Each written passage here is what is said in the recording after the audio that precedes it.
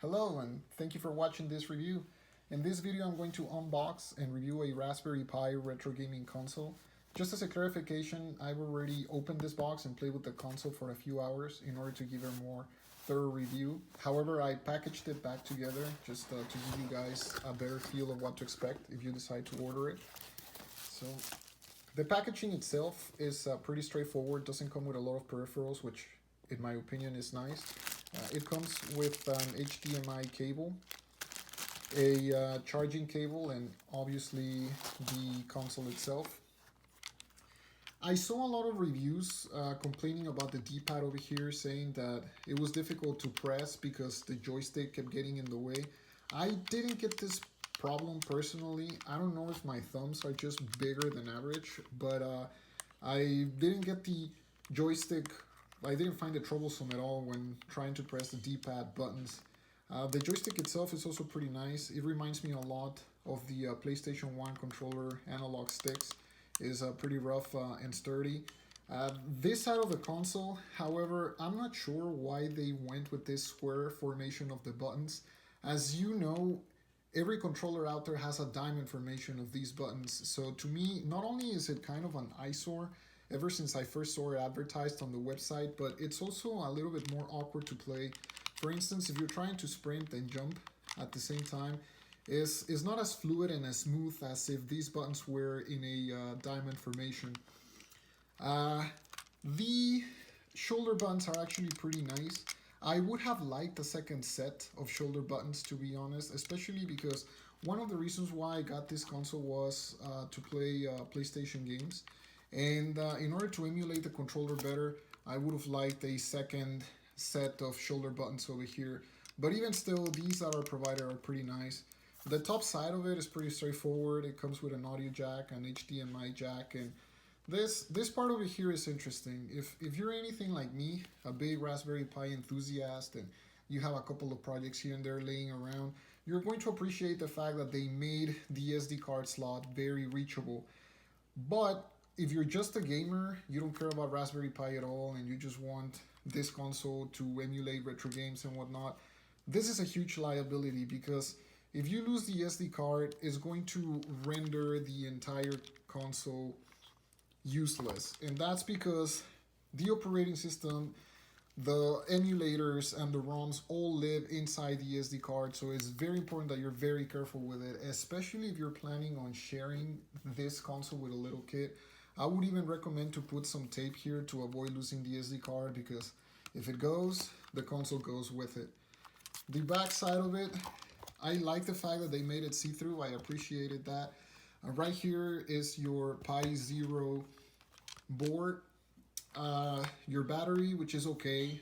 It's not amazing. It's like 3.5 hours. For me, that's enough. If you're planning on gaming for longer than that at a time, I would recommend getting an external bank. But I think for my personal usage, a 3.5 battery was enough. The fan is also pretty nice, and like I said earlier, right here, this is an SD card extension that connects to the slot for the Pi Zero over here. It also comes with 2 speakers. The sound quality is pretty decent. It's not amazingly crisp or anything like that, but I would say it's loud enough and it's clear enough for the games provided. The downside comes with 4 USB jacks for multiple players, which is nice. Some volume buttons over here, the charging jack, and the on and off switch. One last thing that I want to clarify about it is that this console is a little heavier. I personally don't care about that. However, it doesn't feel like it can take a lot of damage. So if you were to drop it or to bang it against something, and again, you know, it's not that any gamer out there is planning to damage their equipment on purpose, but it doesn't feel like the weight and sturdiness ratio is all that great. Like I said, it doesn't feel like you can take a lot of damage for how heavy it is. I personally don't care about that, but if that's an issue with you, I figure it was important to point it out. So that was pretty much it for the hardware itself. Now let's go into the games and playability of it.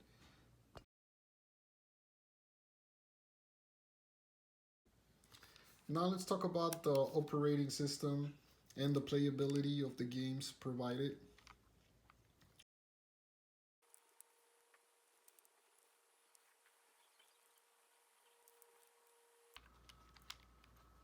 So it comes with a decent amount of different emulators like arcade, Atari 2600, Atari 7800, Lynx, Family, Game Boy Advance, Game Boy Color, Sega Master System, Sega Mega Drive, Nintendo 64, Neo Geo, TurboGrafx 16, some extra ports which we'll talk about later, PlayStation, and the general options as well as Super Nintendo.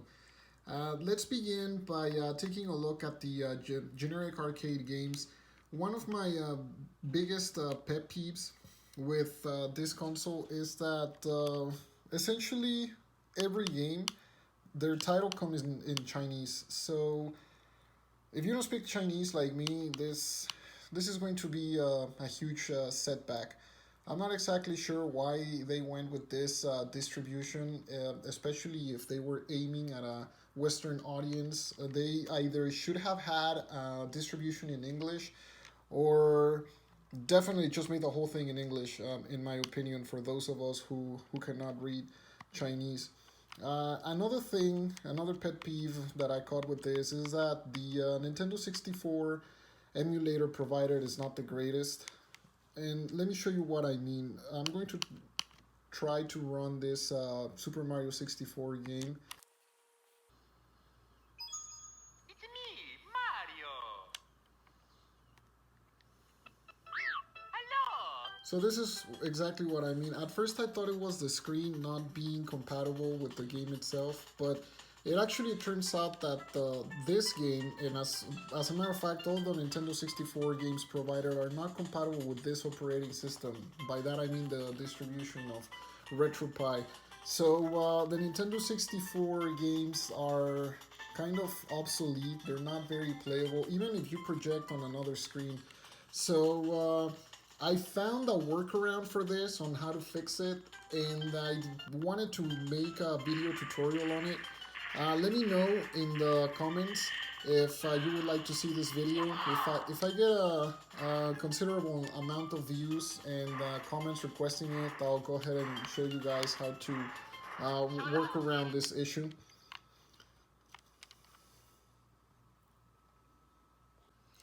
Other than that, the playability of the rest of the emulators and their games, including PlayStation, is pretty good. It's actually pretty standard compared to other consoles out there. One thing that I noticed is that the screen is very, very bright, at least for me. But then again, I'm the typical guy that is always dimming his screens.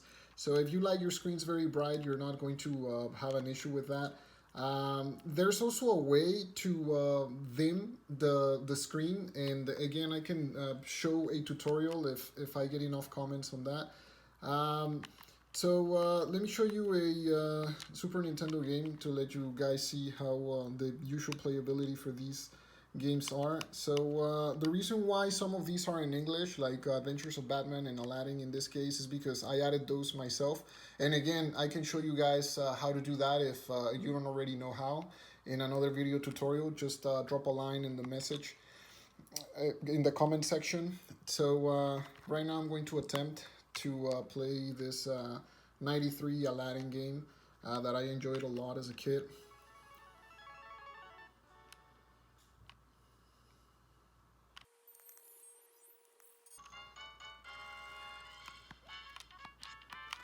So yeah, like I said, the playability is pretty standard. It's almost as playing on the real Super Nintendo. Like I said earlier when we were going over the hardware, the square formation of the buttons is a little bit awkward, especially if you're trying to press two buttons at a time. It's not terrible. It's actually kind of easy to get used to eventually. So it's not my biggest complaint about this console. So in any other console outside of the Nintendo 64, the emulation of it is pretty decent in my opinion. But if you're a huge Nintendo 64 fan like myself, I was actually pretty disappointed on that front. Overall recommendation for this console would be, if you are a Raspberry Pi enthusiast like myself, I would definitely encourage you to get this console, especially because you can use the hardware for other projects.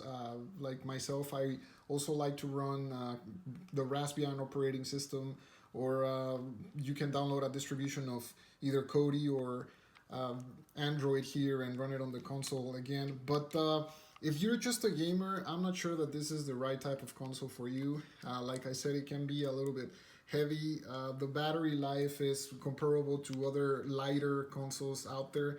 And one thing that led me to get it was the ability to play both PlayStation and Nintendo 64 games. But again, the Nintendo 64 emulation with this, the one that comes out of box, is not great. It's fixable, like I said, but if you don't want to go under the nuts and bolts and crack open putty box and try to fix that yourself, it's gonna be a setback for you. And the same goes for the PlayStation a little bit, because the games provided are not great. So when you want to add your own, it can be a little bit of a learning curve, again, if you're just a gamer. So my final verdict would be, those people that are savvy, that are tech savvy, that know their way around WinSCP or a putty box, Raspberry Pi, prior to getting this console, definitely get it. It's actually a pretty fun project to spend some times with.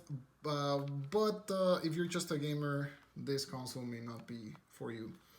And thank you for watching this video. I tried to make it as quick as possible and try to highlight the key points. If there's anything that's missing that you would have liked for me to spend more time on, or to have specified that I didn't otherwise mention in the video, please drop a line on the comment section. And again, another reminder, if you guys want to see tutorials on the peripherals and how to work out the kinks and the bugs on this system, and or how to set up the Wi-Fi, the Bluetooth, that type of thing, also mention it in the comments, and I'll be posting a video about that shortly. Thank you for watching.